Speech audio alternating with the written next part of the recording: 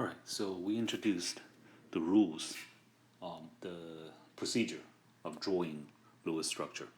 Okay, and now we're gonna see some examples of how to draw a Lewis structure. Okay, yeah. So start with, let's say, carbon tetrafluoride. Okay, so the process is number one, counting all the valence electrons. Carbon is in group 4, it has 4 valence electrons, and the fluorine is in group 7A, 7 valence electrons times 4 fluorine, and that's a total of 32 electrons. Okay, and now, of course, since we're using electrons in pairs, so it's probably a good idea to turn it into pairs of electron. Okay, so that means I'm gonna have 16 dashes to use in this structure. Okay, so determine skeleton structure. Well, first element is the central atom, and the other atoms surrounding it. So that's your skeleton structure. Okay, and then the step 3 is 1 pair in each bond. So I'm going to use 1 dash to connect all the central atom and the non-central atoms.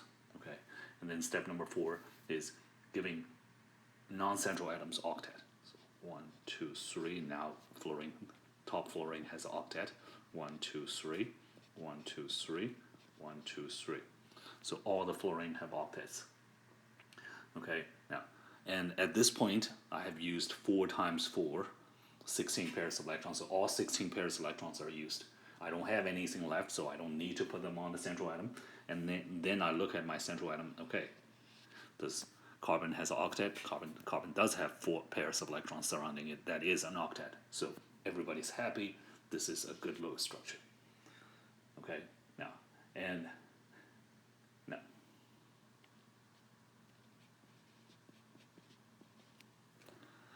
Okay, so BH3.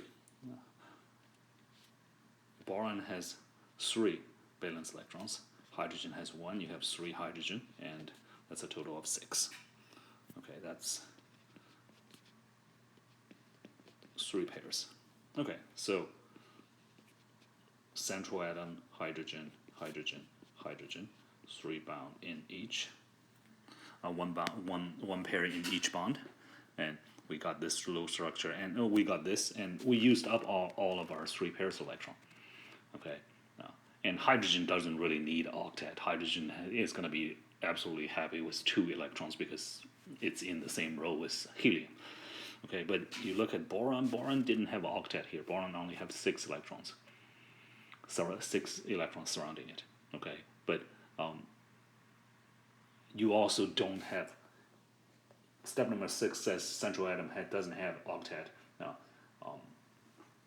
then we need to start make multiple bonds, but there shouldn't be any multiple bonds for hydrogen atoms because it's hydrogen. It couldn't do multiple bonds.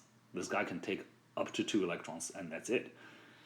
Okay, and does that mean we have something that goes against the octet rule? Well, after intensive study about boron, people realized that yes, boron is actually a exception to the octet rule. And they also identified another element, beryllium, number 4 on the periodic table. When it makes some of its covalent compounds, it actually don't take an octet either. Okay, so let me put on some octet exception here. Hydrogen, we already know it's an exception because hydrogen don't do 2 octets. Okay, beryllium is a exception, and boron is also an exception. These guys are going to be happy with 2, 4, and 6 electrons when they make covalent compounds. Okay, and now, all right, so let's see another example. Let's try to do carbon dioxide. Okay, so Carbon is 4, oxygen is 6, 2 oxygen, so that's a total of 16 electrons, and that's 8 pairs. And carbon is the central atom. 2 oxygen are the non-central atom. Okay, gave everybody an octet on the non-central, and you realize that, oh, okay, that's all my 8 pairs of electrons. But this time you look at carbon, carbon is not happy. Okay, carbon is going, I had 4 electrons to begin with. Now after sharing, I still have 4 electrons. What in the world am I sharing for? Okay, I need an octet. Okay, if you don't give me an octet, this is not going to work. Okay, so then the 2 oxygens already got their octet, but they looked at each other and say, well, this carbon dude has to have an octet. Okay, so what can we do? And if you follow our steps, and after you don't have any, step 5, you don't have any leftover electrons to put on central atom. So step number 6, if central atom still doesn't have an octet, you're going to start to make multiple bonds. Okay, so this oxygen is saying, okay, I'm going to take a pair of electrons that belongs to me only, and I'm going to share it with you. Okay, and that's going to give us, of course,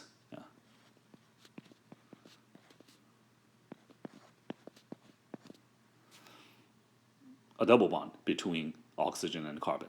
Okay, and then if you look at the structure now, carbon is still not happy.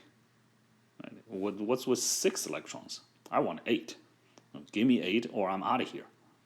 Okay, and of course this oxygen on the left says, well, I already did my part. I already took one for the team. Okay, I can't contribute another one. And the other oxygen says, well, looks like it's my turn. Okay, so I'm going to do the same thing, because I can't force the other oxygen to share 3 pairs and I do nothing, and that's not fair.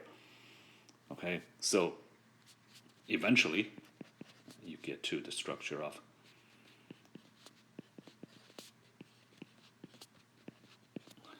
that. 2 double bonds connecting the carbon and oxygens, and everybody now have an octet. Okay, everybody now have 8 electrons surrounding them. So that would be a good Lewis structure. Yeah. All right, so not only we can do electron configuration for molecules. Okay, now remember, all these polyatomic ions that we talked about before. Okay, we said that, okay, these guys are together, showing a charge to the outside, but within the polyatomic ion, they're connected, they're bonded by covalent bonds. So all the polyatomic ions, we can actually draw Lewis structures as well. So let's do one here. Simple ammonium ion. Okay, so nitrogen is group 5, group 5A. Hydrogen is 1. I have 4 hydrogen. Okay, and if you stop here, you get, okay, 9 electrons. I have an odd number. It's not pairs. But then you realize, okay, it's not 9 electrons. You have a positive charge. Positive charge means what? You lost an electron. Okay, so these guys together lost 1 electron. So that's a total of 8 electrons, and that's, of course, 4 pairs. So nitrogen in the center, hydrogen on the side.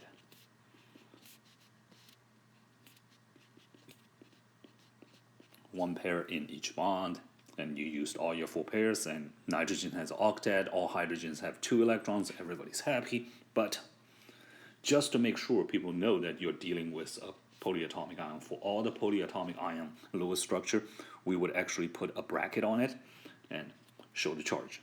So that way people know that you didn't count your electrons wrong. It's actually an ion. You gained or lost electron. Okay? Yeah. And the next example here, let's try to do nitrate ion. Okay, so nitrogen is number 5, valence 5 valence electron, not number 5. Nitrogen is in 5th group. Okay, 5 valence electron, the group 5A. Okay, 5 valence electron, and oxygen is group 6A, 6 valence electron. I have 3 oxygen, and also the negative charge means I gained 1 electron. So that's a total of 24 electrons, and that's 12 pairs. Okay, so nitrogen in the center, oxygen on the side, 1 pair in each bond. The rest of the electron goes on octets of non-central atoms. Everybody got all the non-central atom oxygens got an octet. Now, everybody had, but all the oxygen have octets, and you used up all your 12 pairs of electrons. Okay, but you look at nitrogen, your nitrogen is not exactly happy. I need an octet, and I don't have an octet, so give me an octet. And of course, step number 6 says, okay, if the central atom doesn't have octet, I'm going to have to make multiple bonds. And now, of course, comes the question, like, which one? Which one would take one for the team? Okay, let's say this oxygen decided, okay, I'm going to take one for the team. I'm going to contribute 1 and turn it into a double bond.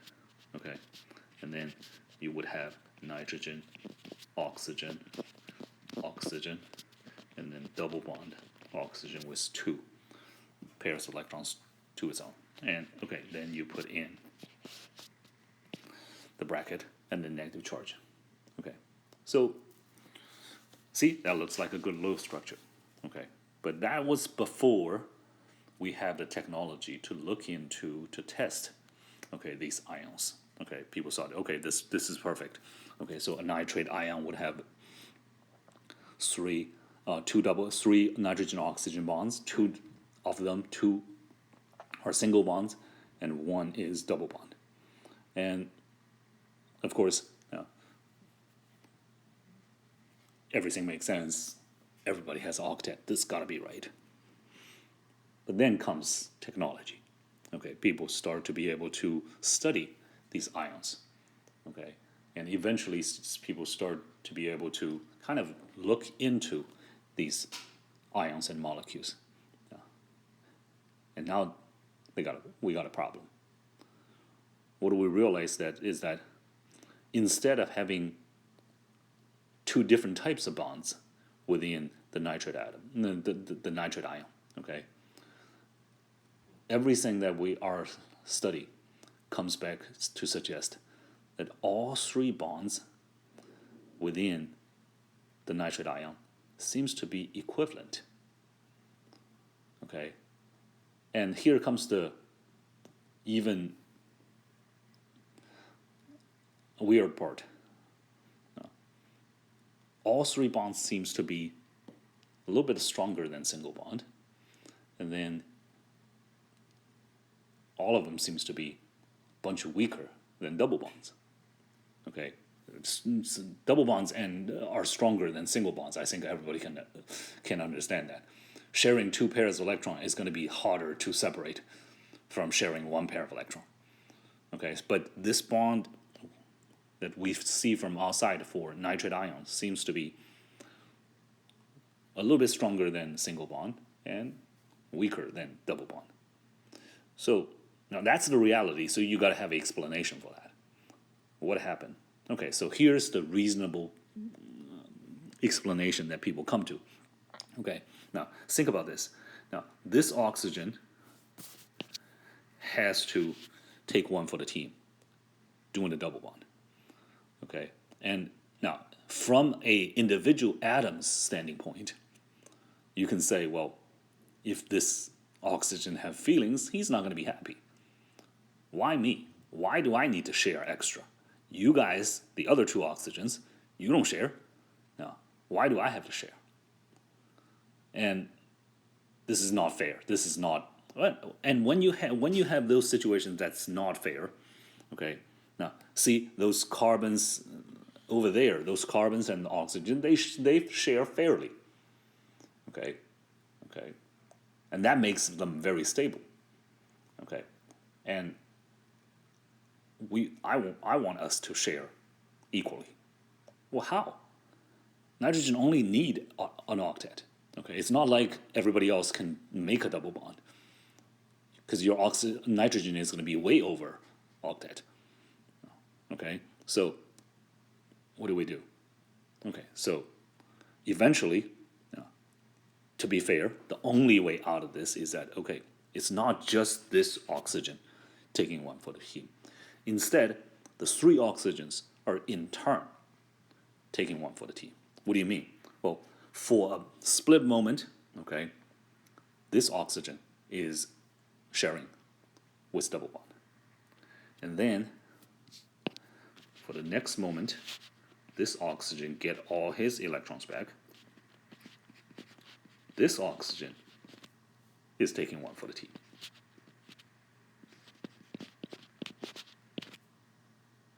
And then, for another moment, you would see that this oxygen is single bond. This oxygen is single bond. And this oxygen actually, oh, not nitrogen.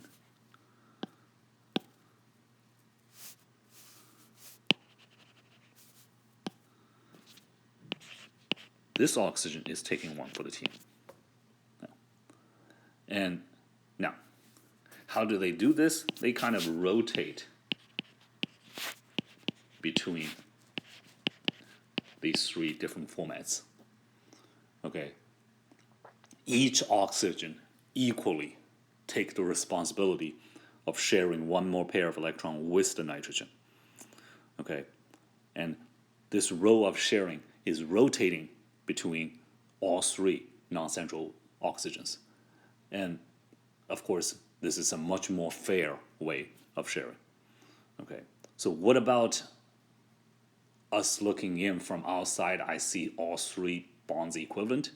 Now, because they're taking turns, okay, and those turns, now it's not like this guy do it for an hour, the next guy do it for an hour. That's not how it works.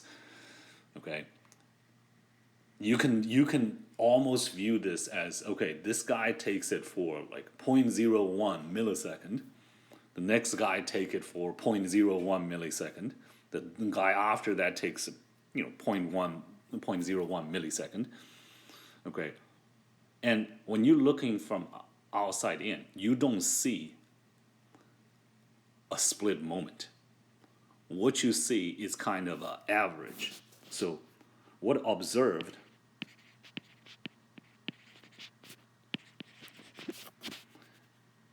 a average of all three possibilities over time. Okay? And when you see that, it's an average. Okay, so it's an average of a double bond and two single bond. And that's why now it's a little stronger than the single bond, and it's weaker than the double bond. Okay, this phenomenon of equivalent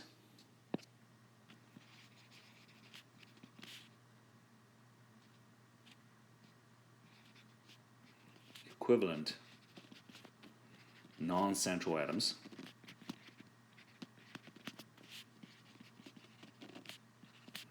share the responsibility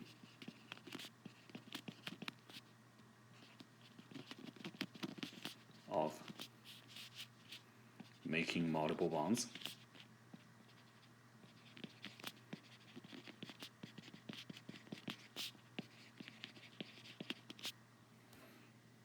this phenomenon happens not only in nitrate ion, but also some other molecules and ions.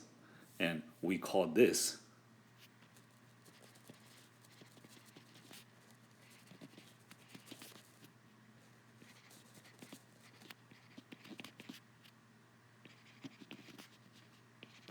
resonance structures. So nitrate has resonance structures.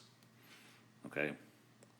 And what we observe, the average of all possibilities. This is called a resonance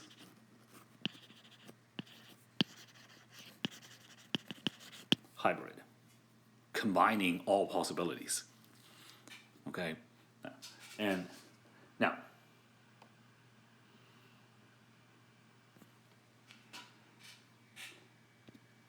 next example we have here is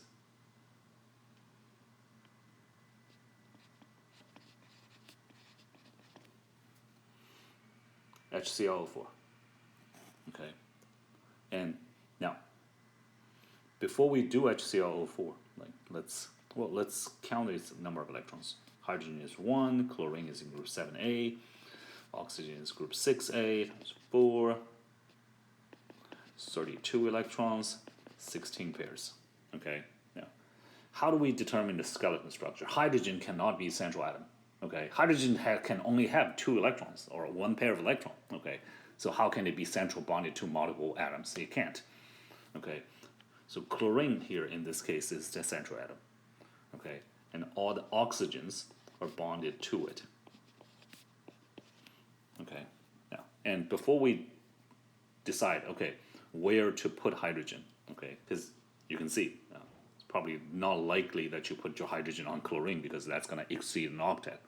Okay, let's clear up something that for oxyacids, or oxalacids, hydrogen is bonded to oxygen always. Okay, and at least the ones that we're dealing with, hydrogens are always bonded to oxygen instead of the central atom. Okay, so let's put it on one of the oxygen. So that's a total of 5 pairs. You have 11 pairs left. 1, 2, 3, 4, 5, 6, 7, 8, 9, 10, 11. Oh, okay. Everybody has an octet. Hydrogen has its 2 electrons. Everybody's happy. So that's a good Lewis structure. Okay. Now, and the next example we're discussing is phosphorus pentachloride, real element, real molecule. Okay. Phosphorus is in group 5A. Chlorine is group 7A. 5 chlorine, total of 40 electrons, 20 pairs. Phosphorus is in the middle, chlorine surrounding it. Okay.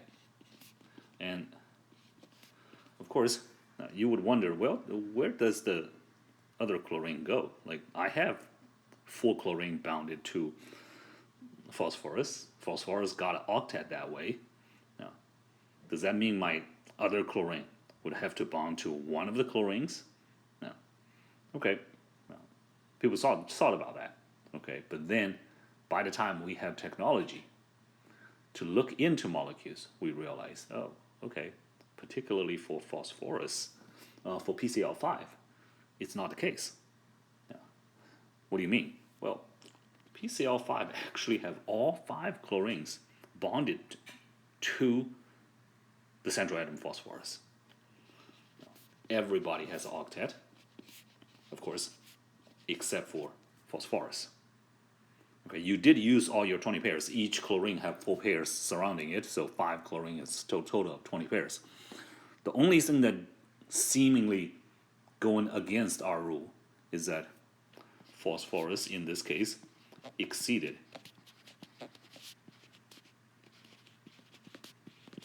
octet. Okay, how? Why? How can phosphorus do this? Does this mean that the whole octet idea, okay, is going to collapse on us? No. Is it wrong? And as people observe more elements and more molecules, they realize, well, it's vast majority of those molecules still follow octet rules. And for example, phosphorus also make another chlorine compound of PCl3. Okay, so that's 5 plus 7 times 3, and that's a total of 26 electrons. 13 pair, and then phosphorus, chlorine, chlorine, chlorine. octet, octet, octet, 12 pairs, and you have one pair left, and you put it on the central atom. Okay, now this one actually works completely fine. Now phosphorus does have an octet here. Everybody has an octet here. So octet rule didn't completely collapse on us, but for this one, seems like we have an exception. And of course, since again this is reality, so the only thing we're left to do is just to try and find a explanation for it. Okay, and that's where people looked into like elements within the same group of phosphorus. Nitrogen. Can nitrogen do this? Very easily they found nitrogen does make an NCl3, just like PCl3. Same exact structure, just replacing P with N. But they also found that nitrogen do not make a NCl5. Can't. No matter how you try, you can't bond 5 electrons. Not 5 electrons, 5 chlorine onto nitrogen. Why? This is weird. Yeah. Okay. Yeah. Well, what's the difference between nitrogen and phosphorus? They're all in the same group. They all have 5 valence electrons. Okay. Now, if we find that difference, we may be able to explain this. Well, here comes the difference. Now, nitrogen is in second row. Okay. 2s2, 2p3. And phosphorus is in the third row, 3s2, 3p3. Okay. Yeah. Number-wise, they're the same. Valence shell structure-wise, they're the same. The only difference is in 2 and 3. So what makes phosphorus special? That it can actually take more electrons. Okay. Well, what's the difference between second shell and third shell?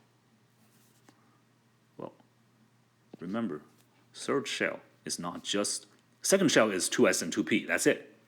Third shell is not just 3s and 3p. Remember? Somewhere forward, it actually have a 3d orbital. And of course, the 3d orbital is empty. Okay, now, and so here's the conclusion that people draw.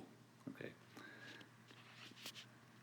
elements in third row, which has valence shell of third shell, or beyond, fourth row, fifth row, sixth row, whatever. Okay, could use a expanded octet with its empty d orbitals.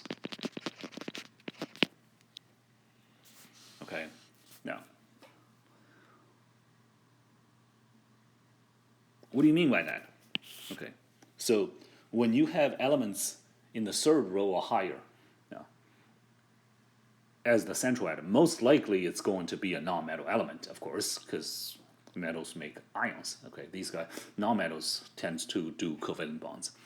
Okay, when these guys are the central atom, okay, and it depends on how many bonds you're putting it into a situation. Yeah. If it has 3 bonds, okay, no doubt about it, I'm gonna follow octet rule. Okay, everything works fine, peachy. Okay, but if I have to bond to 5 chlorines, okay, you're leaving me no choice. Okay, I want to fill up the octet with S and P, but when I was forced to take extra bonds, now at least I know I have some empty rooms in 3D. Okay, now, it's like that additional bedroom in your basement that you never intend to use, that you use as a storage. Okay, whenever, you have small parties in your house, okay, like you're gonna count how many people are gonna come and stay over, okay? You're not gonna go exceed your normal bedrooms upstairs, okay? But Christmas came, big family gathering, okay? And all these relatives are coming to your house. Okay, that's where you go, well, I do have a room down there. If somebody has to stay in there, okay, I have a bed in there. Okay, I don't want to kick anybody to the curbside. I don't want to use that room. It has a lot of my stuff there. Never really checked. Yeah, but hey, what can I do now? Let's just use that room. That's how it works with the expanded octet. Okay, you don't want to do it, but when you're forced, you could. You have the ability to do so. And this is also why that nitrogen couldn't take 5 chlorines and do an expanded octet. Doesn't have that room. Second row, no d orbitals. Okay, and once you understand this explains why sulfur can actually make a compound of SF6. Okay, now oxygen would never be able to do it, although it's in the same same column with sulfur. Okay, so if you count your electrons, eventually you're going to find that your lowest structure of sulfur trifluoride is sulfur hexafluoride is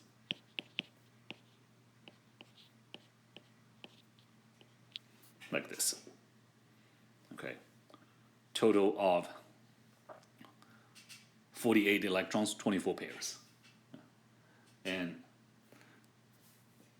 why can sulfur do this? Sulfur is in the third row, right next to phosphorus.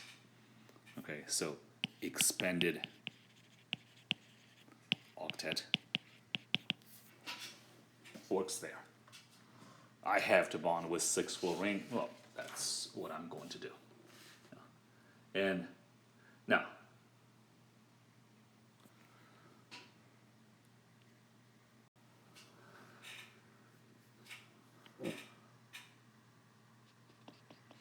the next couple examples are going to be a little bit more complicated.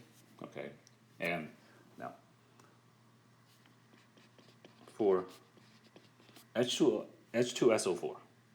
Okay, now what's its Lewis structure? Before people understood expanded octet, now everybody thinks it's easy. Okay, it's HO. Remember, oxy acids, hydrogen only bond to oxygen, sulfur, oxygen, and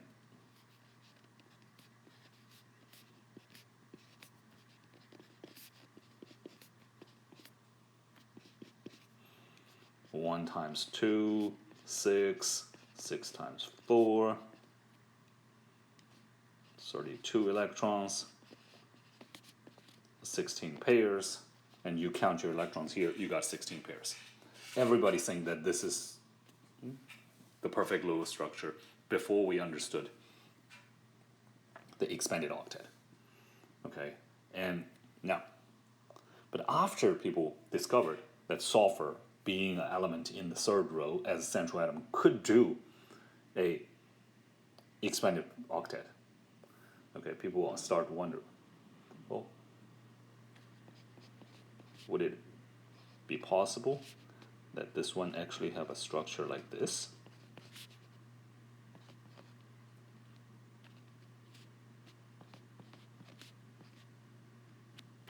Oh, okay, previously on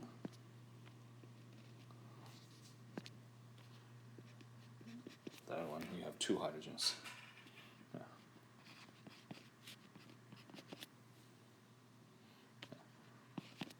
Could this be possible?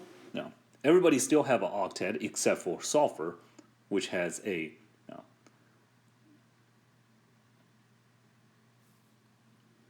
expanded octet with 6 pairs of electrons. And of course, the argument has always been, well, if you could have octet, don't you prefer octet? Why would you do this? Okay, but then again, reality, okay, kind of slap people in the face. Once we start to be able to look into molecules and demonstrate their structures, we found that, oh, that's not the case. This is. Sulfur does have kept bounded to 2 oxygens with a stronger bond. Okay, the 2 oxygen that have hydrogen attached to them, they are equal single bonds, but the other 2, sulfur that bonded to oxygen without hydrogen, okay, seems to be stronger bonds, like close to double bonds. Yeah. But now, how? How do you explain this? Okay, so to explain this, to find a reasonable explanation, okay, people start to make a new concept that we called formal charge. Now, what is formal charge?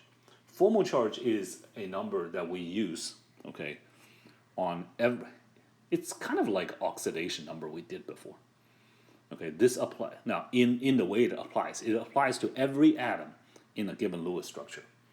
Okay, and formal charge is calculated as number of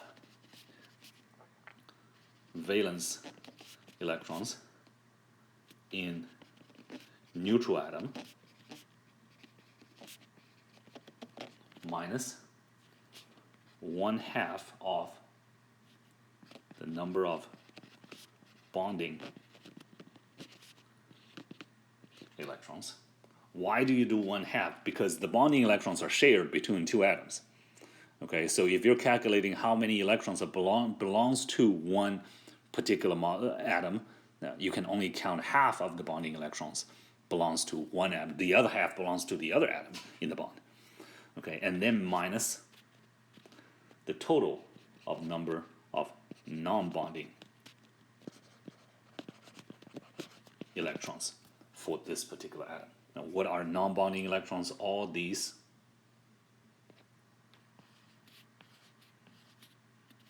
that belongs to only one atom.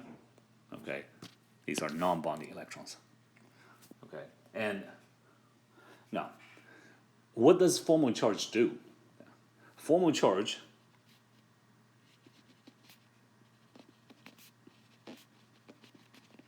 represents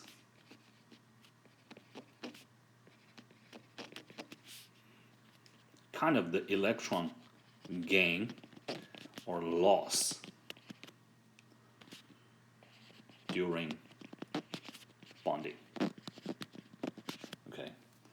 Now, if you have a negative formal charge, that means during this bonding process you actually ended up with more electron share than you have when you were a neutral atom.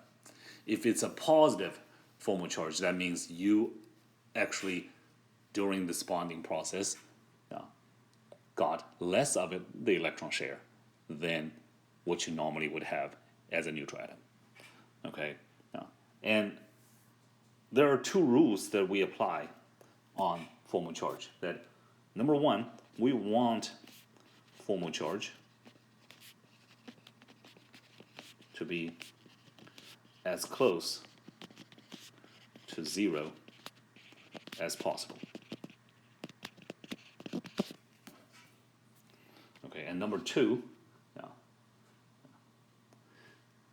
if we have to have negative formal charge, we want the negative formal charge on the more electronegative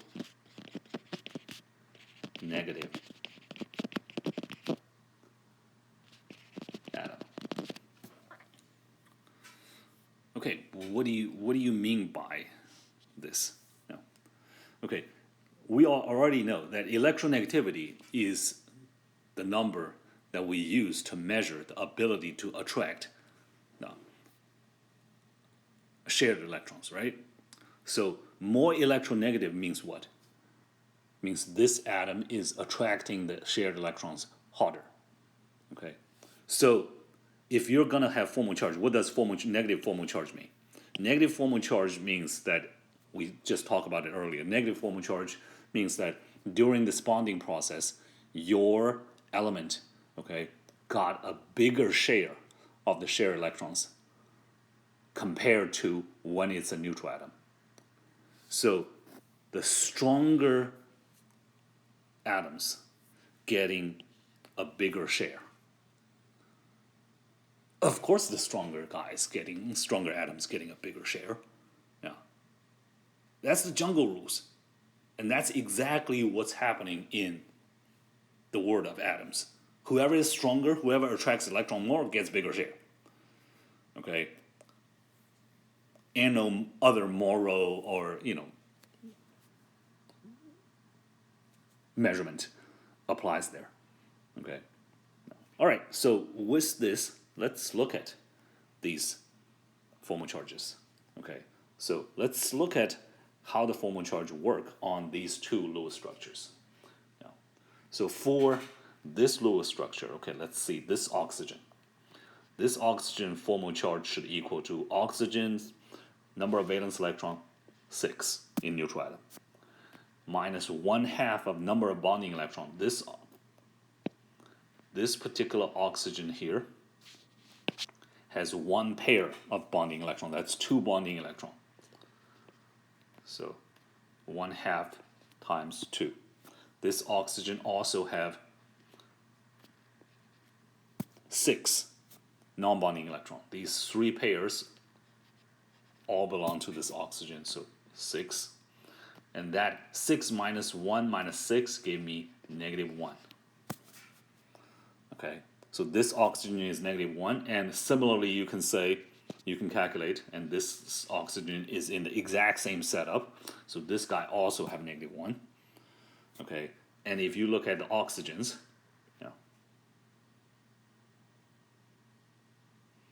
the oxygens here, for this oxygen, it's 6 minus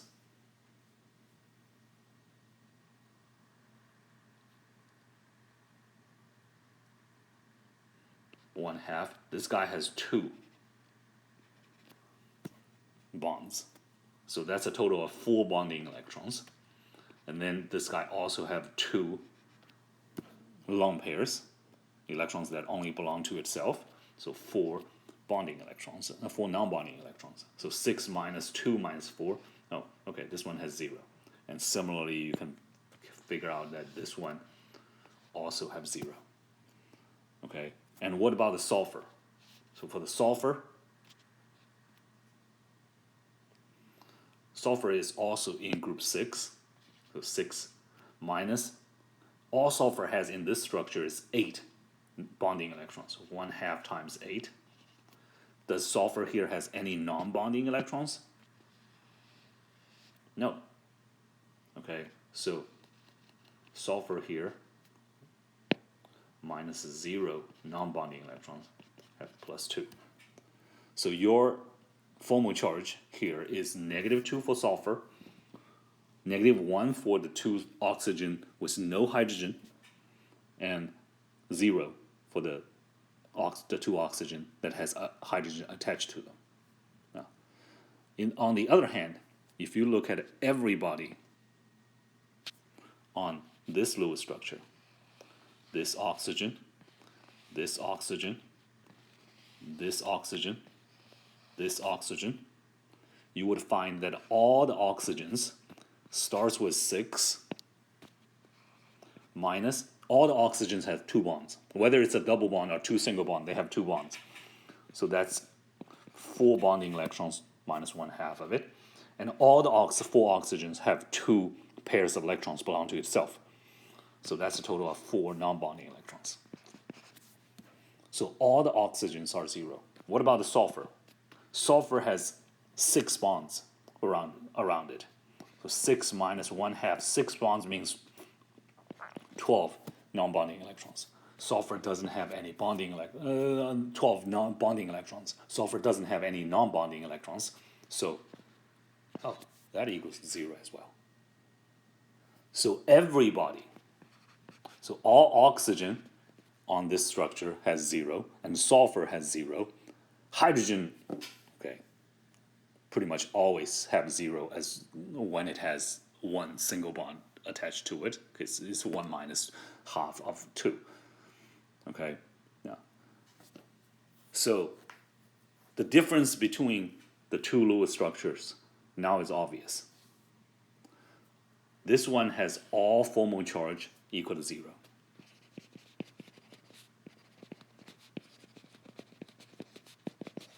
This one has some non-zero formal charge. And right there you have rule number 1. We want formal charge to be as close to 0 as possible. You don't get much closer than this. Of course, this is the better Lewis structure. Yeah. And beginning of next lecture, we're going to discuss another application of the formal charge, and rule number 2 of formal charge is going to be applied on the next example. And then we would be done with our Lewis structure talk.